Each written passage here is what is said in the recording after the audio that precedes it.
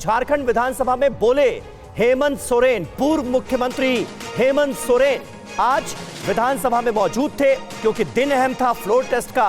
उन्होंने कहा, मैं हवाई जहाज पर चढ़ा, मेरी हंसी उड़ाई गई। मैं BMW कार से चला तो भी मेरी हंसी उड़ाई गई। ये कानून में रहकर गैर कानूनी काम कर रहे हैं। आप करें तो वाह, हम करें तो गुनाह। इन तमाम बातों का जिक्र करते हुए आज हेमंत सोरेन ने अपनी बात रखी। उन्होंने कहा, रामराज आया, पहला कदम बिहार पर, रामराज आया, दूसरा कदम झारखंड पर। जो बुरी नजर डालेगा उसे मुंहतोड़ जवाब देंगे। ना पीछे हटे हैं, ना कभी पीठ दिखाई है। किस तरह से इन बातों का जिक्र किया अपने संबोधन में हेमंत सोरेन ने, सुनिए।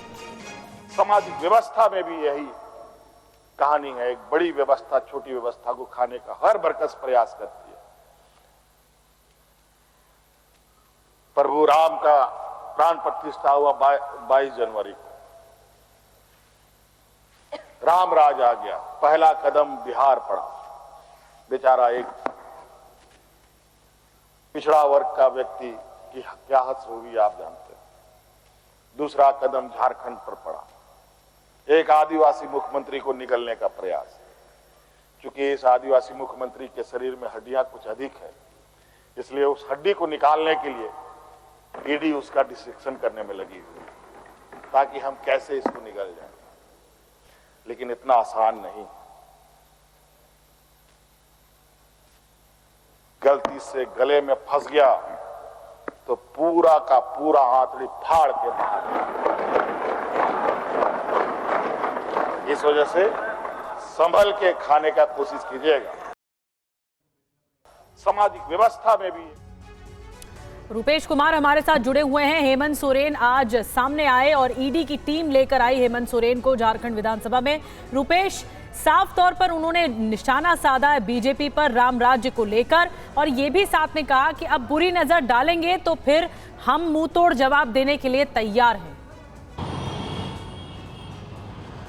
देखिए, हेमंत सोरेन ने अपने भाषण में आदिवासियों की भावनाओं को भी भड़काया और खुद को आदिवासी बता करके उनकी भावनाओं सहानुभूति लेने की कोशिश भी की। जिस तरीके से मुख्यमंत्री ने सदन में विश्वास मत पेश किया तो कहा कि हेमंत है तो हिम्मत है। अरे हिम्मत उस बात के लिए भी चाहिए, अगर ईडी कह रही है कि फाउंड गिल्टी, और किस मामले में, सेना की ज़मीन लेने के मामले में, तो सेना की ज़मीन को टच करने के लिए भी हिम्मत चाहिए। और उसके बाद जब पूर्व मुख्यमंत्री हेमंत सोरेन खड़े होते हैं बोलने के लिए सदन में, तो वो जताने की कोशिश करते हैं कि एक आदिवासी को परेशान किया जा रहा है। किसके इशारे पर? राजभवन के इशारे पर। अब राष्ट्रपति भवन की भी संलिप्तता होगी, संसद भवन की संलिप्तता होगी, यानी कि तमाम ये जो संस्थाएं हैं जो केंद्र सरकार के तहत काम करती हैं, उन सबको कटघरे में खड़ा किया और खुद को आदिवासी बताकर आदिवासियों की भावनाओं को भड़काने की कोशिश।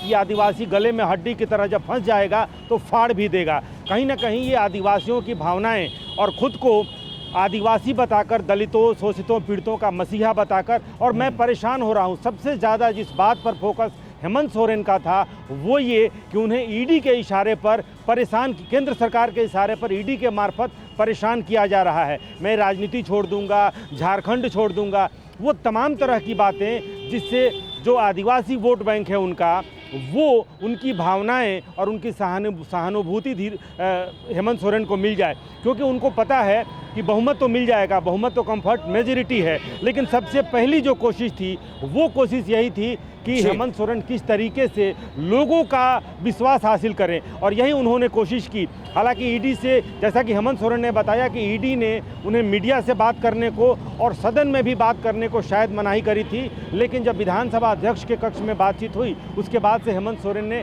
अपनी बात रखी है, और ये बहुत महत्वपूर्ण था। गिरफ्तारी के बाद हेमंत सोरेन, बिल्कुल रुपेश, तो केंद्र सरकार पर निशाना साधा, राज्यपाल का जिक्र किया गया, राजभवन का जिक्र किया गया, और जो आदिवासी समाज है बाकायदा उस पर जमकर जो बयान है वो दिया गया, एक सहानुभूति लेने की कोशिश की गई। शुक्रिया आपका इस पूरी जानकारी के लिए।